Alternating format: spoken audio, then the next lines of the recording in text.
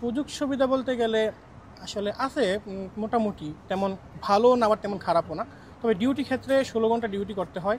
দেখেন 8 ঘন্টা ডিউটি 120 দিনের বেতন।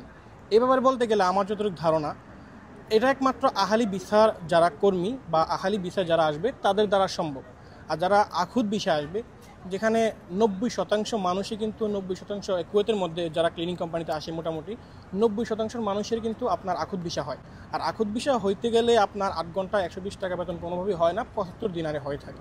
12 ঘন্টা ডিউটি বলতে গেলে যেমন অনেক ভার্সিটি আছে আমাদের কোম্পানি, যদি আমি বলি অনেক ভার্সিটি আমাদের কন্ট্রাক্টে আছে, তো ভার্সিটি কন্ট্রাক্টে যারা 12 ঘন্টা ডিউটি করে তারা 100 দিনার কিংবা 110 দিনের মতো করে বেতন পাওয়া যায় কুয়েতের দিনারে। যারা ড্রাইভিং সেকশনে আসতে চায় তারা অবশ্যই যেন একটা ভালো কোম্পানি দেখে আসে। আসলে সবার প্রথম হইছে বাহিরে আসলে কোম্পানিটা চুজ করা হয়েছে সবথেকে বড় ব্যাপার। ড্রাইভিংটা 8 লাখ 9 আসলে লাখ টাকা দিয়ে আপনি আসবেন এই দেশে, আপনার বিভিন্ন প্যারা থাকবো, টেনশন থাকবো, এই কোম্পানি থেকে আপনার প্রেসার দিব, এইসব জিনিস